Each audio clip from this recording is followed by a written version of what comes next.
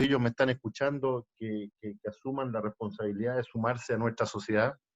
El doctor Ímigo, el doctor Alcalde, el doctor Lizana, que nos hagan los lesos, y otros quizás no tan recientes como el doctor Mauro Díaz, que me ha hecho por ahí alguna Verónica, el doctor Claudio Benavides, que lo veo por ahí, Rodrigo Fernández, Constanza Villalón, Sebastián López, José Antonio Hernández, el doctor Heine, con él hablé hoy día en la mañana, de tal forma que quiero mantener el incentivo para que esta sociedad crezca.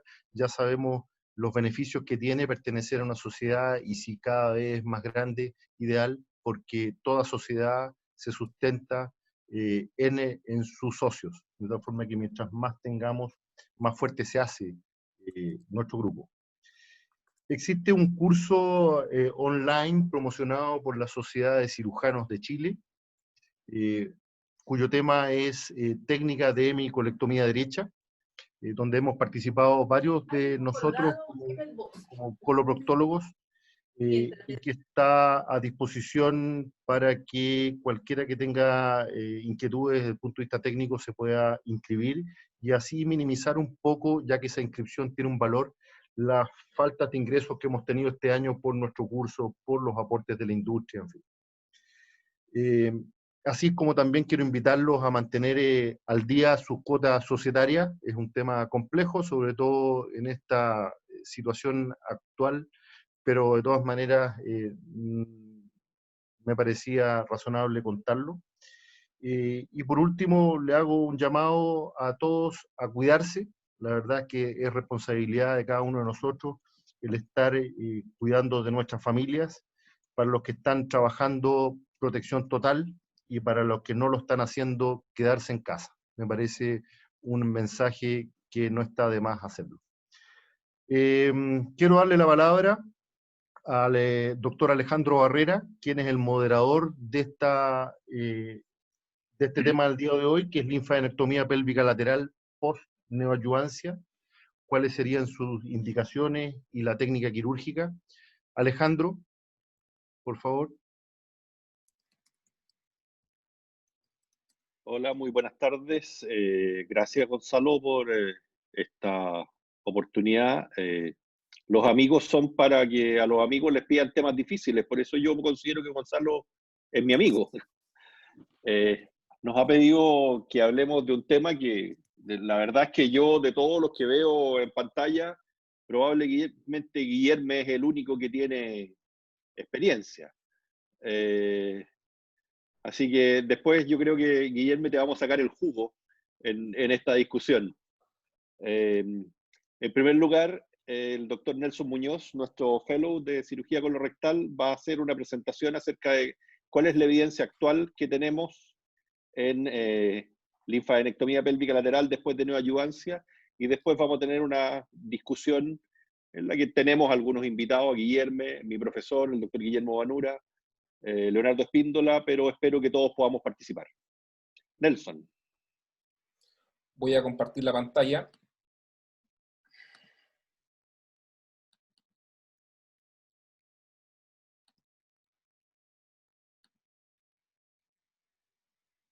¿Se ve? ¿Se ve? Perfecto, Nelson, perfecto. Ya, primero que todo, muy buenas tardes. Muchas gracias, señor presidente, por la oportunidad y por presentar este tema que es bastante interesante y controversial. Este es el temario que tengo planteado, una introducción y revelando la importancia del tema, algunas comparaciones entre Occidente y Oriente, cuáles son las indicaciones, la técnica y finalmente las conclusiones. Estas son las abreviaturas que ocuparé durante la presentación. Y a modo de introducción, es importante destacar que probablemente la etapa de presentación de los tumores es un determinante mayor en el resultado de tratamiento. Tumores pequeños se pueden curar solo con cirugía y excisión total del mesorrecto, mientras que tumores de mayor tamaño requieren terapia multimodal con radio y quimioterapia neoadyuvante. La línea azul muestra lo que hacemos habitualmente, una TME. Pero ¿qué pasa cuando en la resonancia del estudio preoperatorio encontramos esto? Probablemente esto cambia nuestra conducta. Es importante destacar el drenaje linfático del recto. A la izquierda, el drenaje del recto, y a la derecha, el del canal anal. Se puede dividir principalmente en 3 rutas de flujo linfático. Una ruta superior, que es a lo largo de la arteria rectal superior a la arteria mesentérica inferior. Una ruta lateral, que llega de la arteria rectal media a la arteria ilíaca. Una tercera ruta que está hacia abajo.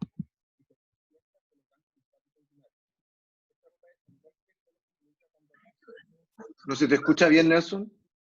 Nelson. Nada. ¿Ahí se escucha? Sí, ahí sí. Entonces, lo importante es que esta ruta superior está envuelta en el mesorrecto y por lo tanto se elimina con una TME estándar. Sin embargo, esta ruta lateral ha demostrado estar involucrada especialmente en cánceres rectales bajos y más avanzados y se deja in situ cuando realizamos una TME solamente. Cuando hablamos de linfonodos pélvicos laterales nos referimos a estas 3 áreas. La primera es la arteria ilíaca común hasta la arteria ilíaca externa, la arteria ilíaca interna y la tercera es el grupo obturador. Sin embargo, solo estas 2 últimas, la del grupo de la arteria ilíaca interna y la del obturador, son las que se incluyen en la disección pélvica lateral. Los linfonodos de la arteria ilíaca común y de la arteria ilíaca externa, en general, se consideran como metastásicos. ¿Cuál es la importancia? Hay un 10 a 15% de metástasis en los linfonodos pélvicos laterales en cáncer de recto. Esta variabilidad en el porcentaje de metástasis se debe al estadio del tumor. Probablemente un T3 o un T4 va a estar más cerca de ese 25% que en T1. Se sabe que tiene una sobrevida pobre y que el manejo de estos linfonodos es controversial. Existen diferentes opciones en la detección, pero sin duda la resonancia magnética de recto o pélvica de alta resolución es la mejor opción, con una sensibilidad, una especificidad y una exactitud diagnóstica cercana al 70%. Y el Mercury en el 2011 notificaba casi un 12% de linfonodos pélvicos sospechosos. El tamaño, los márgenes y las características de los ganglios son los que nos van a poder determinar cuáles son los que se sospecha una metástasis en los linfonodos pélvicos laterales. Es necesario hacer esta comparación. En los países occidentales, la radioquimioterapia preoperatoria se combina con la cirugía TME. Sabemos que el objetivo de esta neoadyuvancia es esterilizar las células cancerosas remanentes, incluidas en los linfonodos pélvicos laterales. Sin embargo, a pesar de esto, algunos pacientes desarrollan recurrencia local. No obstante, en Japón, la neoadyuvancia no se utiliza habitualmente. En su lugar, se realiza la disección de ganglios linfáticos laterales profiláctica para controlar la enfermedad de la pared lateral de la pelvis. Las guías de la NCCN, en su última versión, no recomienda la disección a menos que exista una sospecha clínica y un cirujano experimentado.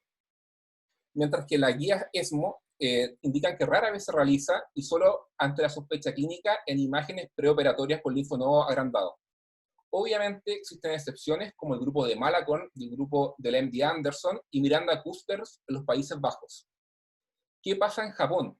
La disección de los ganglios linfáticos laterales está indicada cuando el borde inferior del tumor está distal a la reflexión peritoneal y el tumor ha invadido más allá de la muscular propia, es decir, tumores T3 y T4.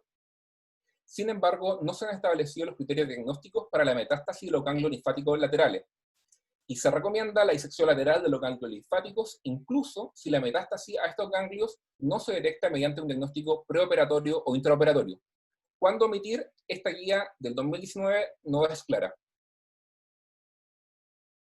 Sin embargo, ya existen centros en Japón que están realizando neoadyuvancia con radioquimioterapia. En general, en Occidente, los linfonodos pélvicos regionales se consideran como metastásicos. Los ganglios linfáticos ilíacos internos se consideran enfermedad regional y los ganglios obturadores como metastásico M1. Pero en Japón, este es un estudio multicéntrico que reunió 20 años con 11.500 pacientes en que la mitad de ellos se realizó disección pélvica lateral.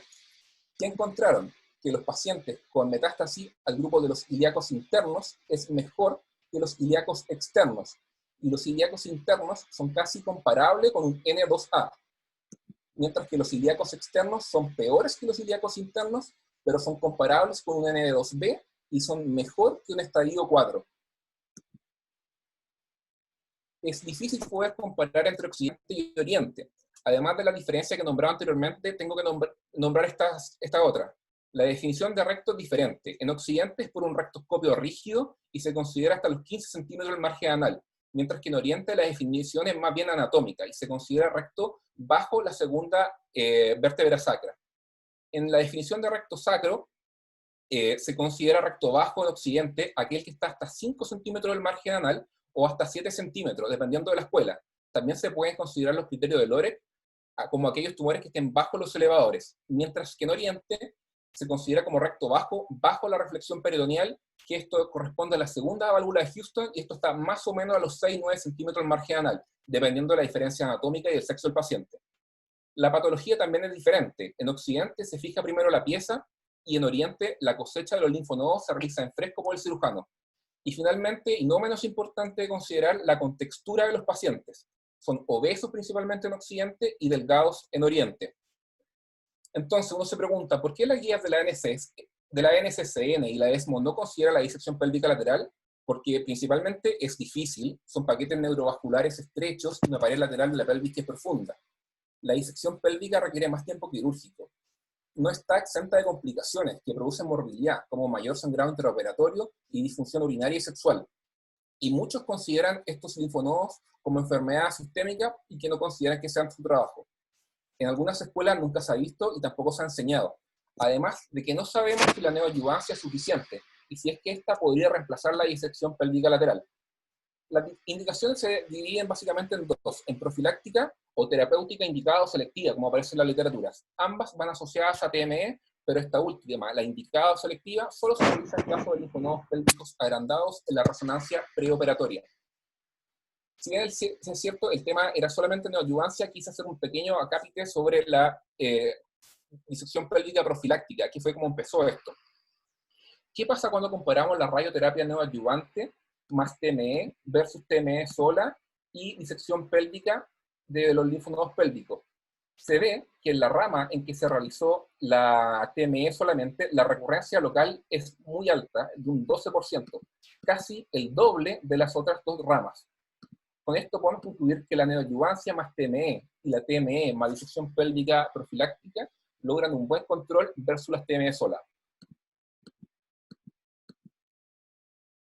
Este es un ensayo japonés, multicéntrico y randomizado, prospectivo, con dos ramas de pacientes, 350 en cada uno. Uno iban a TME con disección pélvica y otro solamente a TME.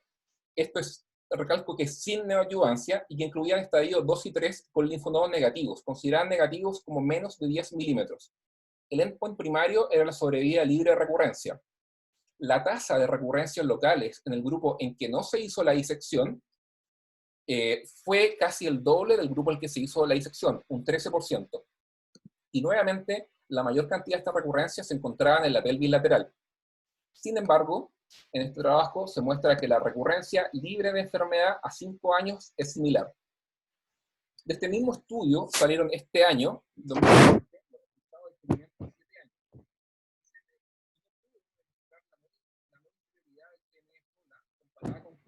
años. Nelson, ¿no se te escucha? ¿Ahí se escucha? Perdón. Sí, perfecto. Ahí sí. Este estudio no fue capaz de demostrar la no inferioridad de la TME sola comparada con la TME más disección pélvica en pacientes con cáncer de recto sin linfonodos positivos radiológicos.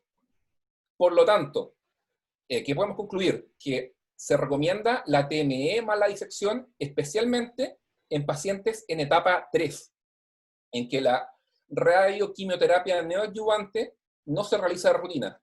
Insisto, estamos hablando en Japón. Mientras que la disección pélvica puede ser omitida en pacientes con etapa 2. De este mismo ensayo japonés salieron varios otros estudios, y uno de ellos fue determinar los factores predictivos de recurrencia local en pacientes sin metástasis clínica de ganglio linfático laterales, y definieron factores preoperatorios y posoperatorios. Dentro de los preoperatorios está la edad menor a 60 años, la ubicación del tumor en el recto bajo, y el diámetro de los linfonodos en eje corto, mayor o igual a 5 milímetros. Se dio que tiene una tasa de metástasis mayor, hasta un 21%, versus aquellos que tenían un linfonodo menor de 5 milímetros. ¿Qué significan estos resultados? Son muy interesantes. ya que revelan que la disección pélvica profiláctica puede causar un sobretratamiento en más del 90% de los pacientes con cáncer de recto sin aumento de tamaño de los linfonodos en la resonancia. ¿Y qué es lo que se propone? Realizar una disección pélvica selectiva asociada a neoadyuvancia más TME. Tenemos que preguntarnos si es suficiente la radioquimioterapia más TME. Este es un estudio coreano que es más bien antiguo, del 2008, en que vieron que la metástasis y los linfonodos laterales son la mayor causa de recurrencia locorregional en cáncer de recto. Se presenta en un 8% de los pacientes y un 80% se da en la pelvis lateral.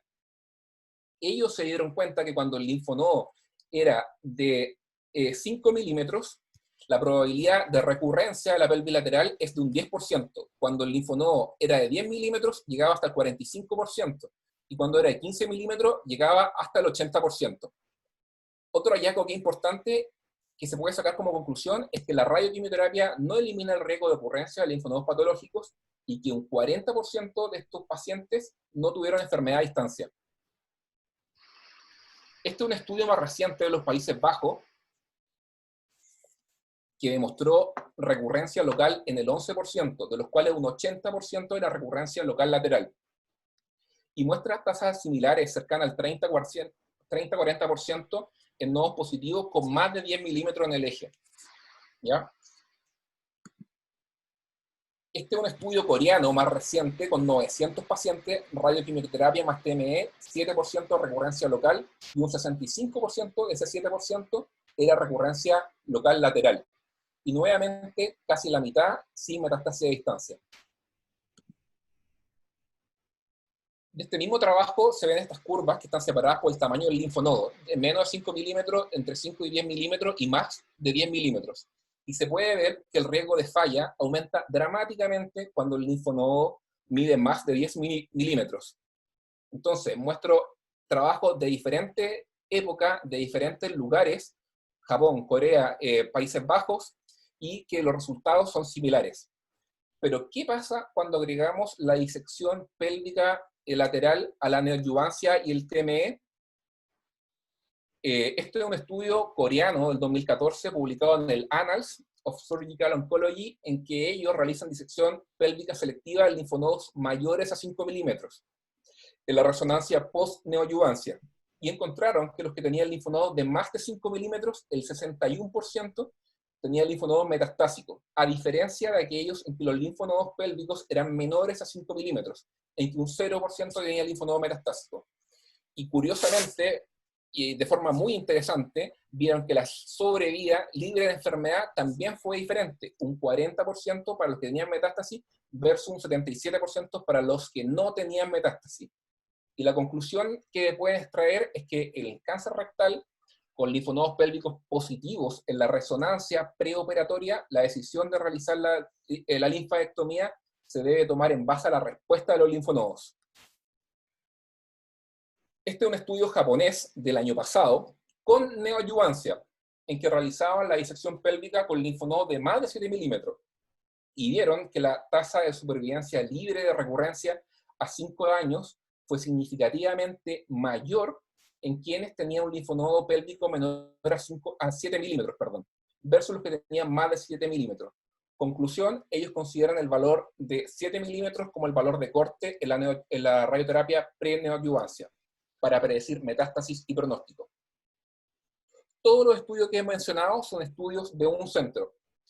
Y hay solamente un estudio multicéntrico que incluyó el Cancer Institute de Tokio, Japón, el Karolinska de Suecia, el Leiden de Holanda, el Memorial de Nueva York, y que fue publicado en JCO el año pasado, y que el propósito de este estudio es determinar si los linfonodos realmente plantean un problema después de la neoadyuvancia más TME, y estudiar si la adición de la linfadenectomía selectiva da como resultado menor recurrencia lateral local. Y se fijó un valor de corte en 7 milímetros. Resultado, 10% de recurrencia local, 50% de recurrencia local lateral. ¿Qué podemos concluir de este estudio? Es que en pacientes con linfonodos clínicos de 7 milímetros o más, la disección pélvica disminuye la falla locorregional. En esta curva podemos ver que la incidencia de recurrencia lateral local sin linfadenectomía llega hasta un 20% a 5 años, comparado con un 5% de aquellos en que se realizó la linfadenectomía.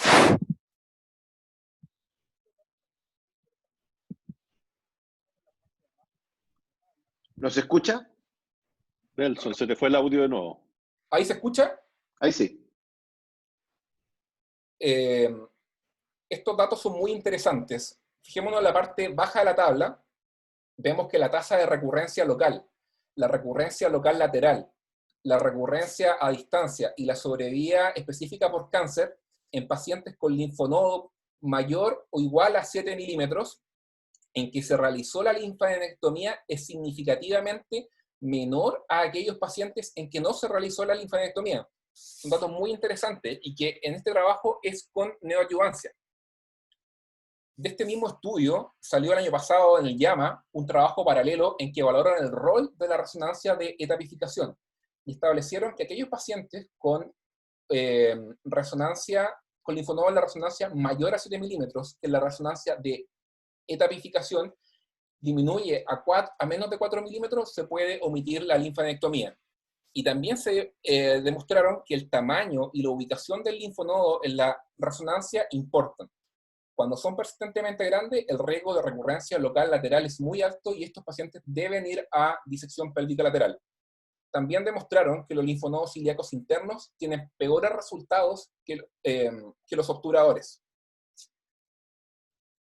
Este es un estudio que salió posterior al multicéntrico y que muestra el resultado de Estados Unidos, del grupo de Malacon del MD Anderson, y que se plantea la misma pregunta: ¿quién debe recibir linfadenectomía pélvica lateral después de radioquimioterapia neoadyuvante? Y ellos establecen un valor de corte de más de 5 milímetros con riesgo de metástasis. En el gráfico de la izquierda se ve que hay una correlación entre el valor de corte en 5 milímetros en la resonancia post-neoadyuvancia y la positividad de los ganglios. Y en el gráfico de la derecha, cuando el linfonodo está positivo, es decir, mide más de 5 milímetros, hay un mayor riesgo de falla local y a distancia.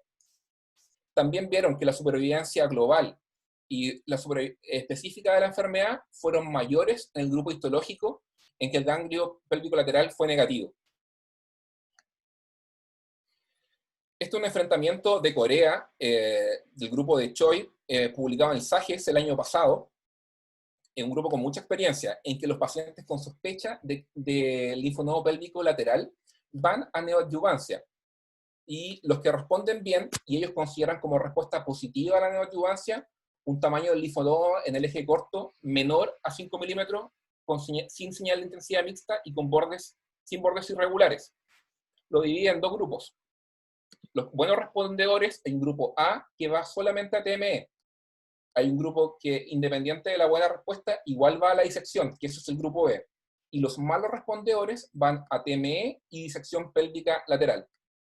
¿Y cuáles fueron los resultados? El grupo A, aquel grupo con respuesta positiva a la neoadyuvancia, que solo fue a TME, tuvo una respuesta variable en el tiempo, con alta recurrencia, casi similar a los que no respondieron a la radioterapia y fueron a TME más disección, el grupo C, que esto es cercano al 20%. Y se ve que el grupo B son los que tuvieron buena respuesta a la neoadyuvancia y fueron a TME y disección pélvica, tienen una menor recurrencia local. Lo mismo con la supervivencia libre de enfermedad y global, es mejor en el grupo B, que son los buenos respondedores a la neoadyuvancia y que van a TME más la disección pélvica lateral. Finalmente, en la parte que estoy mostrando la evidencia, este es un estudio coreano publicado recientemente en mayo de este año. Todos fueron a neoadyuvancia más TME, pero hay un grupo que tenía el linfonodo pélvicos positivo a la resonancia y que solo se realizó TME. ¿Qué encontraron? Que precisamente este grupo era el que tenía la mayor tasa de recurrencia local y menor sobrevida libre de recaída. En el otro grupo, en que tenía linfonodos positivos y que fue a TME más neoadyuvancia y la disección, vieron que tenía menor recurrencia local y la sobrevida libre de recaída es similar a aquellos pacientes con linfonodo negativo. Por lo tanto, ellos proponen una linfadenectomía selectiva en pacientes con linfonodo mayor a 5 milímetros en la resonancia pre-neoadyuvancia. Ya. Englobando toda la evidencia que he mostrado, puedo mostrarle una forma de estratificar a los pacientes según el riesgo. Pacientes de bajo riesgo, es decir, aquellos en que la resonancia es un T2, un T1, T2 sin ganglio, probablemente solamente sea necesario que vayan a TME. Aquellos con riesgo moderado, en que la resonancia muestra un T3, T4 sin ganglio, podrían ir a neoadyuvancia más TME, u otra opción podría ser ir a TME con disección pélvica. Aquellos pacientes de alto riesgo en que la resonancia tienen un T3, un T4 con linfonodo positivo, probablemente el mejor tratamiento sea ir a neoadyuvancia, TME y disección pélvica lateral. Y si consideramos los datos expuestos, deberían ir todos los que en la resonancia pre-neoadyuvancia y linfonodo midan más o igual a 7 milímetros, y todos los que en la resonancia post-neoadyuvancia sea mayor o igual a 5 milímetros. ¿Quiénes no deberían ir a la disección pélvica lateral? Aquellos en que la resonancia pre-neoadyuvancia mide menos de 7 milímetros y en la post menos de 5 milímetros. Esto también nos indica que el tratamiento debe ser individualizado y no es una receta de cocina. Estas son las indicaciones de la disección pélvica lateral según la localización. Esto fue expuesto por Miranda Custers en el FICARE del año pasado, en el que muestra que los ganglios ilíacos externos no se benefician de la disección pélvica lateral. Los ganglios ilíacos internos sí, cuando la resonancia pre-neoadyuvancia sea mayor o igual a 7 y en la post-neoadyuvancia sea mayor a 4 milímetros. Y el grupo de los obturadores quizás se beneficie en el caso de que midan más de 7 milímetros en la pre y más de 6 en la post-neoadyuvancia. Entonces, no se debe considerar la neoadyuvancia con radioquimioterapia y la disección pélvica lateral como tratamientos excluyentes, sino que más bien hay que considerarlo como un beneficio mutuo. ¿Qué nos depara el futuro? Toda la evidencia que hay es solamente un estudio multicéntrico, el resto son todos de un centro, por lo cual es necesario realizar un ensayo clínico aleatorizado multicéntrico, en el cual se compare TME con disección pélvica lateral versus radioquimioterapia más TME, o mejor aún, neoadyuvancia más TME más disección versus neoadyuvancia más TME, que es lo que realizamos actualmente. Ya hay un trabajo en curso, el LANOREC, que está llevado por Miranda Custers en los Países Bajos. Muy brevemente sobre los resultados funcionales, este otro trabajo coreano, los coreanos tienen mucha experiencia en esto, en que nosotros sabemos que la disección pélvica no está libre de complicaciones, y sabemos que puede producir neuropatía autonomómica hasta en un 30% de los pacientes. Esta tabla muestra un resumen de los riesgos, y el principal riesgo de disfunción sexual, masculina principalmente, y urinaria. Y esto es sin diferencia con o sin neoadyuvancia.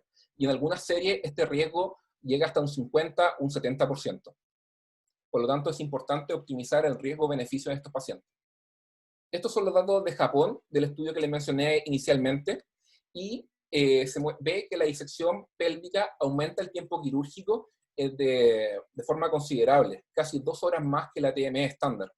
Y también aumenta el sangrado, la pérdida hemática, de forma considerable. Si bien es cierto, no es estadísticamente significativo, aumenta la tasa de complicaciones que habían DINDO 3-4 y la hemorragia dentro de la cirugía. Y ojo, que esto hay que considerar que probablemente estos fueron los mejores casos, fueron pacientes sin neoadyuvancia, un cirujano con experiencia y con anatomía favorable, ya que son pacientes mucho más delgados en Japón. Técnica quirúrgica. Y ahora, ¿cómo lo hago? Es importante familiarizarse con la anatomía en la resonancia. Acá en rojo se ve el grupo de la arteria ilíaca externa, que no lo vamos a tocar. En verde, el área obturadora, y en azul, arteria ilíaca interna. También estar acostumbrado o familiarizarse con la arteria ilíaca interna, la cual tiene una división posterior que está dada por arteria lumbar y sacra, que no vamos a tocar, y una división anterior, que es la que nos interesa, y principalmente la rama arterial umbilical o vesical superior, la obturadora, la vesical inferior y la pudenda interna. ¿Cómo realizarlo vía laparoscópica? Esta es la posición de los trócares. El cirujano y su ayudante se ubican en forma contralateral a donde se va a realizar la disección pélvica. Este es un esquema de la pelvis lateral en que se muestran 3 divisiones, las cuales deben ser preservadas en la disección. El 1 ahí va el nervio hipogástrico al plexo pélvico. El 2 es el tronco principal de los vasos ilíacos internos y sus ramas, y el 3 es la pared más lateral, que está dada por el músculo obturador. Y con esta división se crean dos compartimentos, uno interno, junto a los vasos ilíacos internos, y uno más lateral, que es el espacio obturador. Este es un video de una disección pélvica lateral laparoscópica del grupo brasileño, del doctor Rodrigo Lida Pérez. Primero, hay que identificar el uréter, donde se cruza con los vasos ilíacos. Hay que aislarlo y se tracciona. El peritoneo que cubre el uréter se abre hasta los vasos deferentes en los hombres y la arteria uterina en la mujer. Después viene un segundo plano que es medial y se ve esta fascia que separa la grasa del uréter y los nervios hipogástricos inferiores. Esto se debe separar hacia dorsal y posterior. Ahí se identifica la arteria umbilical.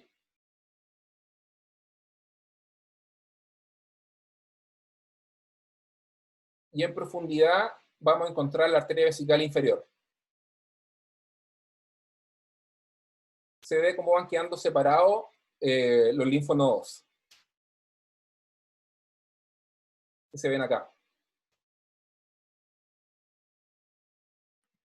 Después viene la disección lateral, que va lateral a la arteria ilíaca externa, que está medial a la vena. Se continúa hasta identificar el psoas. Y posteriormente el músculo obturador. Se identifican algunos vasos linfáticos, los cuales se ligan.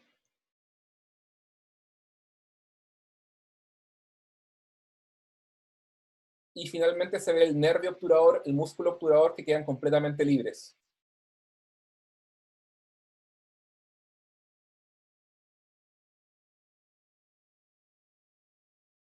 Aquí se une este plano con la disección de la TME previa. Se abre ampliamente y después continuamos la disección de la arteria umbilical, que se esqueletiza completamente. Y después se diseca este plano avascular entre la vejiga y el tejido adiposo lateral, que es la fascia vésico-hipogástrica. Ahí se ve cómo va quedando libre la arteria umbilical y se respeta el nervio obturador.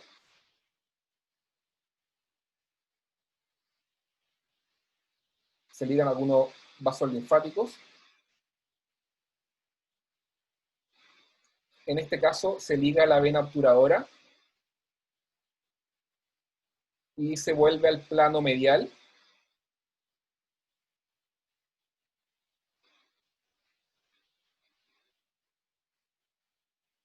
Se visualiza la arteria vesical inferior.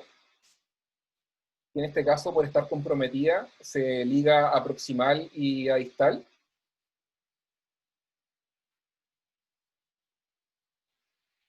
Y de esta forma se completa la linfadenectomía.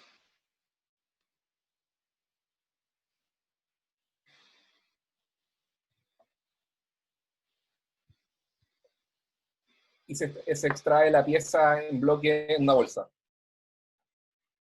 Esta es una imagen de cirugía abierta, donde vemos la aorta, la arteria ilíaca común, la arteria ilíaca externa, la ilíaca interna, el uréter traccionado, y vemos claramente el plexo hipogástrico superior, los nervios hipogástricos, el plexo pélvico y el nervio obturador, todos preservados.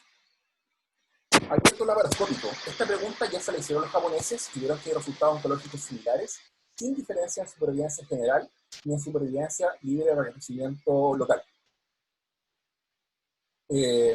La robótica también se utiliza ampliamente para realizar la disección pélvica lateral.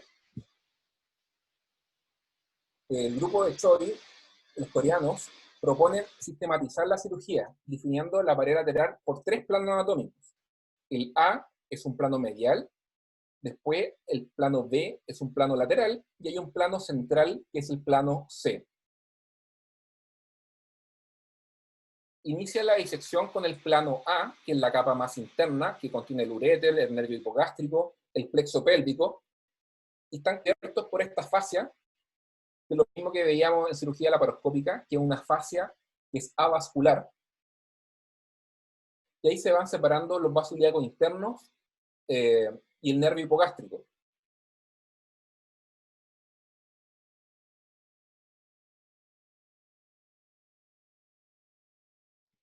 Después viene un plano B, que es un plano medial, que es la capa más externa, y está definida por los vasos ilíacos externos.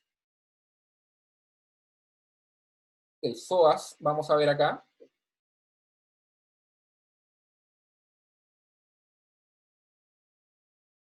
Y el músculo obturador, que se ve que queda completamente liberado, este tejido linfoareolar del músculo obturador interno. Después viene el plano C, que es el plano central, que se divide medialmente por las ramas de la arteria ilíaca interna. Aquí se incluye la arteria umbilical, arteria vesical superior,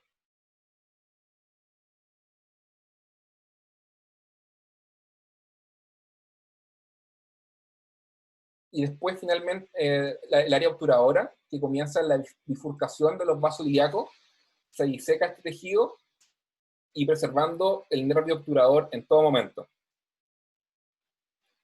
Y nuevamente este plano y el límite distal está dado por el foramen del obturador y el canal de Alpus, que corresponde al canal del pudendo.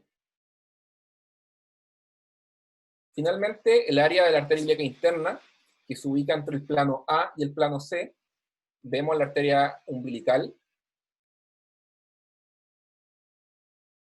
la arteria vesical superior, que se identifican y se preservan. En general, todos los vasos y los nervios se identifican y se preservan, a menos que haya un linfonodo que lo invada evidentemente. La disección se extiende hasta las ramas terminales de la arteria ilíaca interna. Ahí vemos cómo ya no quedan prácticamente ningún ganglio linfático. Se remueve todo este tejido en la pelvis profunda y se extrae la pieza de una bolsa. Esa es una visión general de cómo queda la disección. Existen una serie de elementos que nos pueden ayudar. Uno de ellos es la fluorescencia con verde indocianina, que su principal ventaja es que permite visualizar los linfonodos pélvicos en tiempo real y nos permite no dejar linfonodos olvidados en la pared lateral. También está la reconstitución 3D, en que nos ayuda a ver dónde exactamente están los linfonodos pélvicos sospechosos. En este caso, en la arteria ilíaca proximal y también en sus ramas distales. Y ¿qué pasa si integramos estas dos últimas herramientas? Si integramos la cirugía, o sea, el verde de indocianina y la reconstitución 3D en tiempo real. Tenemos una cirugía guiada por estas herramientas, lo cual es mucho más seguro para el paciente y para nosotros. Esto lo quería mostrar en la curva de aprendizaje de la disección pélvica robótica, esto del grupo coreano, en que lo identifican 4 fases. Y la fase de consolidación recién comienza cuando se han realizado más de 53 casos en cirugía robótica. ¿Cuáles son las conclusiones? ¿Por qué vamos a realizar la disección pélvica lateral? Porque los linfonodos pélvicos metastásicos son la mayor causa de recurrencia local, incluso después de neoadyuvancia. ¿Cuándo realizarla? La evidencia actual demuestra que esta debe ser selectiva, asociado a radioquimioterapia y TME, y va a depender del tamaño y riesgo por el T y por el N en la resonancia. En Corea, con mayor o igual a 5 milímetros en la resonancia pre-neoadyuvancia. En Japón, consideran con más de 7 milímetros en la resonancia pre-neoadyuvancia y más de 6 milímetros en la post.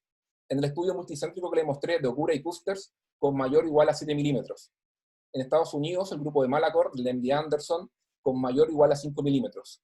¿Cómo realizarla? El abordaje debe ser a elección, pero idealmente debe ser por cirugía mínimamente invasiva. Es una técnica que es difícil, sin embargo sabemos que a los cirujanos nos gustan los desafíos. No está exenta de complicaciones, tiene muchas complicaciones, pero son complicaciones que tomando las precauciones son manejables. Con la evidencia actual podemos demostrar que la neoadyuvancia es efectiva, pero no es suficiente, y que los linfonodos pélvicos laterales no son una enfermedad sistémica. Por lo tanto, es nuestro trabajo. Muchas gracias. Muchas gracias, Nelson. Pasamos ahora al panel de discusión. No ha llegado ninguna pregunta por el chat. Pero yo quería comenzar preguntándole al doctor Vanura. Doctor Vanura, en el setting de cirugía abierta, cuando yo llegué a formarme con usted en el hospital, se hacían disecciones pélvicas laterales. Y en el transcurso del tiempo las fuimos abandonando. ¿Por qué cree usted que se fue abandonando esta técnica? ¿Aló? Ahí se escucha. Bueno, yo creo que da un poco de vergüenza decir lo que vamos a decir, porque con la evidencia actual lo que hacíamos no era muy bueno por lo que se ve. Nosotros hacíamos disección pélvica lateral profiláctica, porque no teníamos estudios de imágenes, en ese tiempo no había resonancia y el escáner era bastante básico. De tal modo que se hacía bilateral. Cuando tuvimos algunos profesores japoneses, hacían un lado ellos y el otro lado lo hacíamos nosotros. Y la verdad es que hicimos un número significativo de casos entre el año 86 y el año 99, 98, porque la verdad es que la morbilidad aguda, postoperatoria, no era menor, y las secuelas tampoco eran menores, y los resultados oncológicos, que es lo más importante, no eran satisfactorios. Y por ese motivo, el año 99, como todo el mundo sabe, esto está publicado, nosotros empezamos a hacer radioquimioterapia preoperatoria, o sea, neoadyuvante, que pensábamos que podía cumplir la función que la cirugía cumplía en forma tan compleja y con tanta morbilidad. Y, por supuesto, hoy día, si alguien me preguntara a mí si hay alguna indicación de la disección pélvica lateral, ya lo señaló el doctor Muñoz en esta magnífica conferencia. Creo que una buena resonancia puede permitir decir a qué paciente y a qué lado del paciente hacerle una linfadenectomía lateral. No es más lo que puedo aportar. Yo no tengo ninguna experiencia en lo que se llamaba la conferencia de hoy día, que es linfadenectomía lateral en pacientes irradiados. Nosotros hicimos la linfadenectomía en pacientes sin neoadyuvancia. Bueno, quienes sí hacen linfadenectomía en pacientes irradiados es el grupo de Sao Paulo. Y aquí tenemos a un invitado de excelencia, Guillerme, que trabaja con Angelita y con Rodrigo. Guillerme, ¿cuál ha sido la experiencia de ustedes en los pacientes que han hecho linfadenectomía pélvica después de neoadyuvancia?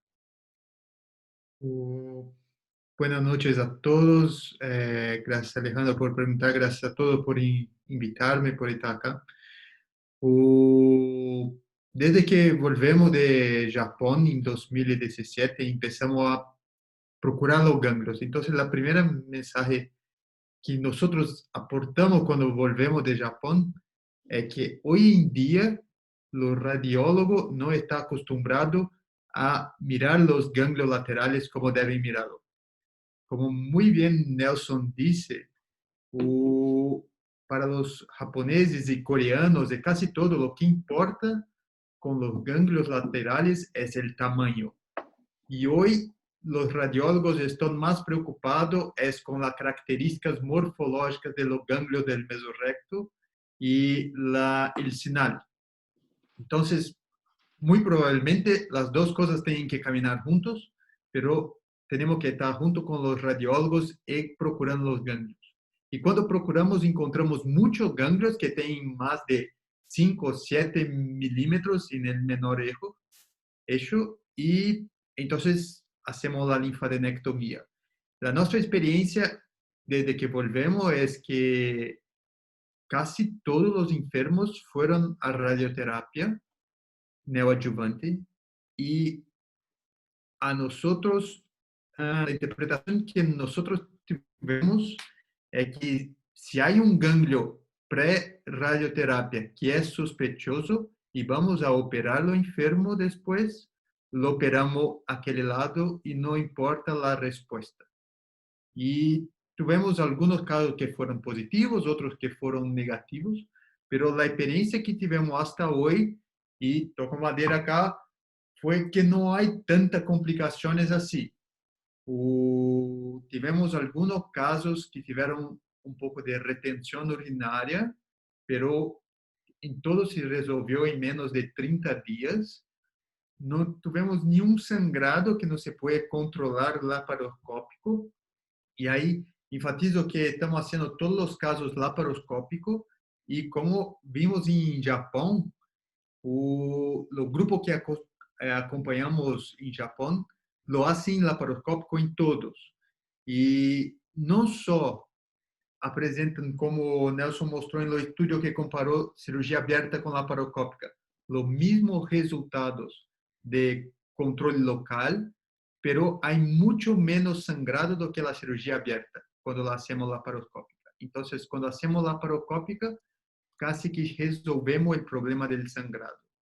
Entonces, la nuestra experiencia hoy es, lo hacemos laparoscópico, cuando tenemos ganglios sospechosos antes de la neoadjuvancia, no importa la respuesta. Y voy a aprovechar y voy a responder una pregunta que vi en chat, que si tenemos una respuesta completa. Entonces, tuvimos casos en que había ganglios sospechosos laterales y tuvimos una respuesta clínica completa y se pasó de la primera avaliación no tener una respuesta completa de los ganglios laterales. Decidimos por esperar un poco más, el ganglio se resolvió, pareció completa y no operamos lo enfermo y lo estamos acompañando y nada de recidiva por ahora, pero seguro que el seguimiento de este enfermo hacemos resonancia con mucho más frecuencia do que los otros enfermos que acompañamos de watch and wait, porque el riesgo de recaída local lateral existe también. Nunca nos pasó, pero puede pasar. Y hasta hoy no tivemos nenhum caso que tuve uma resposta clínica completa no primário e se persistiu com um gânglio lateral suspeitoso, francamente positivo, que necessitamos operar. Se isso passar, creio que vai ser uma grande discussão. Muito provavelmente vamos operar o lateral e não o primário, pero não sei, não estou seguro. Pode ser que sim, pode ser que não. Ainda não nos passou para dizer o que hicimos. Sí, yo quería recordar a propósito de lo que dice Guilherme, las palabras de Rodrigo en la sesión anterior, que el mejor predictor de respuesta clínica completa es la respuesta del primario. O sea, si el primario responde, lo más probable es que la enfermedad mesorrectal también responda. Lo enfermo que tuvimos un ganglio lateral que tardó un poco más a responder, el primario era muy chico, pero tenía un ganglio lateral con 15 milímetros, entonces muy grande. Y a la primera avaliación con 6 o 8 semanas, si no no falla la memoria, tenía una respuesta completa del primario y el ganglio ainda tenía 8 o alguna cosa. La próxima avaliación con 12 o 14 semanas, el ganglio ya estaba de tamaño normal. Entonces, estamos siguiendo y como dice Alejandro, la respuesta del primario cuando tentamos hacer watch and wait es el más importante, pero seguro que tenemos que estar atentos al mesorrecto, al ganglio laterales, porque puede pasar. Si Sí, no Leonardo, nosotros estuvimos en un cadáver lab con Guilherme y con Mario de Drapo en Boston. Intentamos aprender esta técnica. ¿Qué te parece? ¿Es una técnica que es fácil, que es reproducible, se puede hacer? ¿Cuál es tu opinión? A ver, sí, pues hace 2 años estuvimos en Boston en unos cadáveres haciendo esta disección lateral de pelvis. Es bastante, la encontré compleja, yo creo que tiene una curva de aprendizaje bastante prolongada, yo creo que no basta con uno o dos casos, hay que familiarizarse bien con la anatomía con la anatomía de la zona. Cuesta identificarlo todo bien, porque en el esquema mostró Nelson, se veía muy bien, súper clarito, probablemente paciente muy delgado, pero en el cadáver que operamos nosotros, yo me acuerdo que eran más gorditos y cual costó identificar bien toda la estructura. Y en ese curso que estuvimos nosotros, siempre nos dijeron que era todo selectivo, como se ha dicho en esta presentación, que dependía del tamaño de los ganglios que iban a tener a la resonancia. Ahí estoy de acuerdo con Guille que lo más importante es que tener un buen radiólogo, amigo, que se dedique muy bien a la resonancia, con la resonancia en cáncer de recto. ¿Por qué no la hice? No la hice, probablemente tú tampoco lo hiciste, Mario, no lo he escuchado que haya hecho esto después que volvimos de Boston. A lo mejor será porque no tuvimos el caso y a lo mejor porque todavía la consideramos un poco engorrosa para hacerlo. Necesita dedicarse tiempo y probablemente prolonga más la cirugía. Ya una resección de recto laparoscópica requiere tiempo y esto hay que dedicarle un poco más tiempo todavía. Por lo tanto, la cirugía sale mucho más prolongada que lo habitual. Yo creo que eso ha sido el motivo y la razón. Uno, por lo que la curva de aprendizaje significa, hay que estar bien familiarizado. Y dos, que necesitamos, como han dicho acá, trabajar muy en conjunto con los radiólogos, porque muchas veces los radiólogos no informan esto y uno no lo toma en consideración. Yo creo que por ahí va el cuento de esto. Exacto. Guilherme, en ese mismo curso, Rodrigo, tú y el profesor Choi y el doctor Konichi de Japón nos mostraron distintas alternativas y ustedes mostraron una alternativa que era muy interesante, que me pareció muy interesante en esa oportunidad, que fue la disección súper selectiva. Aquellos pacientes que además de la neoadyuvancia se le hacía un boost sobre los ganglios y si había persistencia del tumor, a esos pacientes se le hacía disección pélvica lateral. ¿Esa técnica la continúan haciendo? ¿Y cuáles han sido sus resultados? Y entonces, en la verdad, cuando identificamos los ganglios pre-tratamiento neoadyuvante, tenemos que avisar a todos. Entonces, la radioterapia tiene que ser direccionada a tratar también los ganglios. Comúnmente, los radioterapeutas irradian los espacios laterales, pero no con el boost, como dijiste.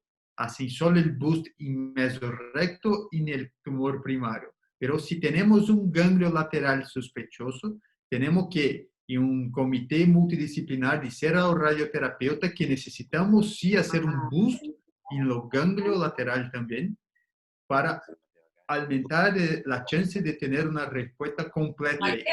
Y en la verdad, lo que nosotros hacemos es, si la respuesta es incompleta del primario y vamos a la cirugía, ainda así, hoy en día hacemos la linfadenectomía lateral desde donde estaba el ganglio, mesmo que tuve el boost. Y voy a acrescentar que no encontramos una dificultad muy grande por la radioterapia, no nos parece que aporta mucho con fibrosis y dificultad, y lo mismo con los enfermos que son más grandes, más obesos. No nos parece que es una justificativa para tener más complicaciones. La verdad es que la obesidad atrapalla mucho cuando hacemos la excisión total de mesorrecto, y todos saben eso. Pero cuando vamos a hacer la linfadenectomía del espacio lateral, no hace tanta diferencia como para el mesorrecto. O sea, esa alternativa de la disección súper selectiva, como le llamamos, la han estado abandonando en el último tiempo. No diría que estamos abandonando, yo diría que nunca la introducimos de fato, o acreditamos que hay espacio para ella, pero ainda no tenemos evidencia para hacerla. Y a nosotros parece que si vamos a operar un enfermo, hacer una excisión total de mesorrecto, estamos ahí, teníamos un ganglio sospechoso en la cadena lateral, no tenemos por qué no sacarlo. Es lo mismo que si tenemos una respuesta muy, muy buena en todos los ganglios de mesorrecto, pero tenemos ainda el tumor primario presente y vamos a operarlo, no vamos a hacer una incisión total de mesorrecto porque los ganglios respondieron. No hace sentido. Tenemos que sacar los mesorrectos de la misma forma. Y hoy en día interpretamos de esta forma los ganglios laterales también. Entonces, acreditamos que hay espacio para una linfadenectomía súper selectiva, pero hoy en día no la adoptamos, hacemos la linfadenectomía selectiva, o sea, identificamos los ganglios sospechosos antes de las neoadjuvancias y si tenés respuesta incompleta y vamos a operar al enfermo, hacemos la linfadenectomía de este lado, unilateral. Muchas gracias. Doctor Vanura, en el grupo de cirugía abierta, ¿cuánto prolongaba el tiempo quirúrgico el agregar la disección pélvica lateral? ¿Y cuáles eran los resultados funcionales después de eso? Fundamentalmente en términos de morbilidad vesical y en la esfera sexual.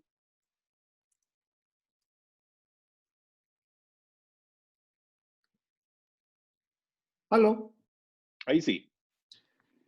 Bueno, el tiempo quirúrgico, y eso quería preguntarle yo a Guillermo, ¿cuánto la diferencia entre la laparoscópica TME solo y TME con disección pélvica lateral, bilateral?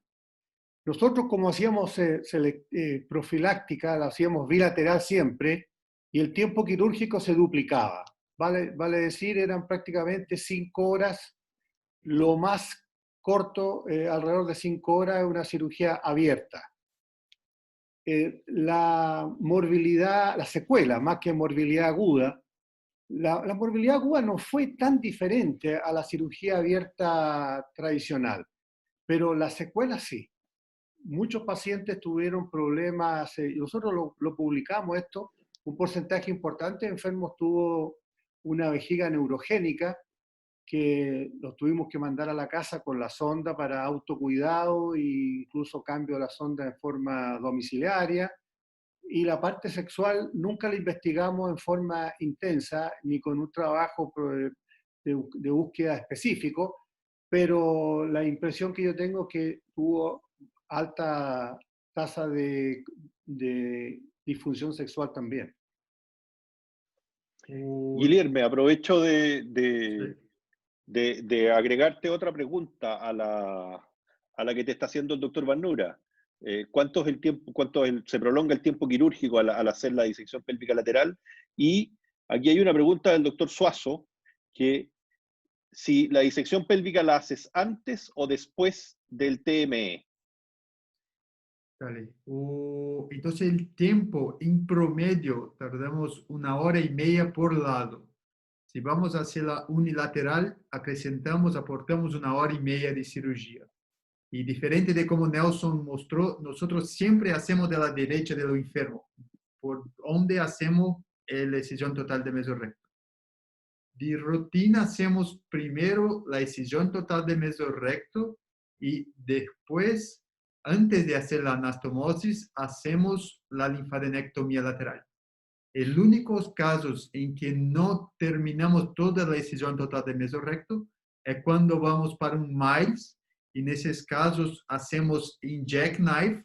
Entonces hacemos toda la disección laparoscópica que vamos a hacer del mesorrecto, hacemos la linfadenectomía lateral y después viramos lo enfermo para hacer el término del Miles por jackknife. Y cuanto a los datos de complicaciones tardías con la laparoscopía, y aportando un poco que Guillermo nos dice sobre las disfunciones sexuales, los grupos japoneses que hizo los estudios randomizados, en que randomizó excisión total de mesorrecto sola o excisión total de mesorrecto con linfadenectomía profiláctica bilateral, investigó la tasa de disfunción sexual en hombres y no se identificó más disfunción sexual en los hombres que hicieron la linfadenectomía pelviana bilateral comparado con el otro grupo. Y el mismo se pasa en Brasil, no investigamos activamente lo enfermo de disfunciones sexuales, pero algunas disfunciones urinarias se pasó acá y fueron transitorias, como yo dije. Sí, esa misma pregunta se le hizo al doctor Konichi hace unos 6 años atrás en en un FICARE, y me dijo que, claro, en la búsqueda activa de disfunción vesical con uroflujometría se encuentra un porcentaje, pero que no tiene su clínica. Hacerlo por vía de la técnica laparoscópica sería la disminución de la secuela, como dice el doctor Vanura, vesical y sexual. El doctor Caselli de Concepción pregunta si es recomendable hacer linfadenectomía lateral en caso de un paciente que tiene una indicación de amputación de recto por vía laparoscópica. Guilherme, ¿qué te parece? La hacemos selectiva también. También. Entonces, si hay ganglios sospechosos, como yo dije, hacemos la incisión total de mesorrecto hasta lo plano del elevador. Entonces hacemos la linfadenectomía lateral. Terminamos el tema laparoscópico, viramos lo enfermo para hacer en posición de jackknife la amputación de recto, el término de la amputación de recto. Y hay indicación, sí. Y la verdad, los datos japoneses muestran que son los tumores baixos que tienen riesgo mayor de tener ganglios laterales sospechosos. Los tumores de recto acima de la reflexión peritoneal, el riesgo de metástasis linfonodales laterales es muy, muy bajo. Entonces, muchos van a necesitar sí de una amputación de recto. O sea, el paciente con Miles sería el que probablemente más va a estar indicada la disección pélvica lateral. Si está indicando un Miles, procurar ganglio porque el riesgo de tener ganglios laterales es mayor. Disección pélvica lateral, bilateral. ¿En qué caso, Guillermo? Cuando tenemos sospechosos de los dos lados. Así. Y si no hay sospechosos de los dos lados, tú haces un solo lado y el otro no se toca. No se toca. No hacemos nada. Y una pregunta que puede ser controversial. Yo sé que ustedes no lo hacen, pero en esta época de pandemia estamos haciendo cada vez más radioterapia acortada, hipofraccionada. ¿Tú crees que tiene algún rol la radioterapia hipofraccionada para el tratamiento de la enfermedad pélvica lateral? Es una buena pregunta. Acá nosotros nos discutimos si debemos irradiar todos los enfermos que tienen ganglios sospechosos laterales. Entonces, con los datos de Mercury, sabemos que cuando tenemos un ganglio sospechoso en mesorrecto solo con fase mesorrectal libre, la necesidad de la radioterapia para control local es casi desnecesaria, porque por los estudios Mercury y por todos los otros estudios que se siguieron Mercury, como Quicksilver y Ocan, los riesgos de la tasa de recaída local en enfermos que tuvieron una incisión total de mesorrecto perfecta y había un ganglio sospechoso, un ganglio positivo en el mesorrecto era casi cero. Entonces, hacer radioterapia por ese grupo, como hacemos por cuenta del estudio alemán, es muy cuestionable y nosotros nos cuestionamos si tenemos solo un ganglio sospechoso en el espacio lateral y ni otro factor de riesgo, si no debíamos hacer la incisión total de mesorrecto y la linfadenectomía lateral selectiva diestilado sin hacer la neoadjuvancia preoperatoria. La concurso curto, yo creo que puede ser. Reciente vemos ASCO con los datos de Rápido, en que hacen mucho curso curto y hacen mucha quimioterapia y con buenos resultados. Entonces, puede ser que sea incorporado. No sabemos exactamente cuál es el impacto ahí en la disección. Creo que no va a ser muy diferente del curso largo, pero no tenemos experiencia con eso. Pero acredito sí que puede haber espacio para el curso corto. Bueno, siendo las 8:11 minutos, llevamos más de una hora sentados aquí conversando. Yo creo que ha sido una discusión bastante agradable. Quiero darle las gracias a Guilherme, enviarle un gran abrazo virtual desde acá de Santiago. Comparte nuestros saludos, por favor, con Angelita, con el profesor Gama, con Rodrigo y con todo el grupo de Sao Paulo. Muchas gracias por acompañarnos. Muchas gracias al doctor Vanura, al doctor Espíndola. Felicitaciones, Nelson. no esperaba menos de ti. Gracias, Y el Rob. último mensaje es que 2 personas olvidadas en el anuncio del doctor Campaña, el doctor Cristóbal Suazo y el doctor Claudio Zúñiga, también estamos esperando su trabajo de ingreso. Hay que agregar al doctor Zúñiga también. Sí, A Zúñiga. José Miguel, sí. José Miguel también, pues ya Alejandro, allá tenéis que... Y el doctor Melo que está presente. Chuta. ¡Melo! ¿A dónde está Bueno, el doctor me quiero Melo? sumar a los agradecimientos que acaba de hacer el doctor Barrera a todos los participantes en general, una conversación muy agradable, a los participantes internacionales, al doctor Jorge Latif, que lo veo por ahí, gran representante de la coloproctología argentina, a todos los integrantes, principalmente a Guillermo de Paquín. Quiero anunciarles la próxima reunión. La próxima reunión está programada para el miércoles 15 de julio, 19 horas, administrada por el Hospital Militar, en que la doctora Karen Schoenfeld presentará el tema cáncer de recto una vez más. Sin embargo, radioterapia cortada más Folfox, es decir, esquema rápido, bastante interesante, cuestionable, sobre todo por el grupo de Sao Paulo. Quien modera va a ser el doctor Espíndola, me pareció razonable porque es un hombre muy moderado, igual que el doctor Patrón, que está invitado, también bastante moderado a Buenos Aires, y el doctor Sebastián Solé, radioterapeuta y quizás algún oncólogo. Quiero también hacer el anuncio de un curso que está programado para fines de septiembre, complicaciones en cirugía colorectal, organizada por el Grupo de Concepción, con invitados extranjeros, europeos, norteamericanos, chilenos, bastante interesante. Gino Caselli me lo solicitó y ahí está expuesto, creo que les podemos subir a la página web. Bien, pues, sin mucho más que decir, agradecido, una conversación muy enriquecedora de un tema tan interesante. Felicitaciones, Nelson, una vez más. Gracias. No esperaba menos de ti. Sí. Muchas gracias. Bien. Gracias, Chao a amigo. todos. Un placer. Que estén muy bien. Cuídense. Hasta luego. Chao, chao. Muchas gracias. Chao a todos. Chao, chao, cuídense.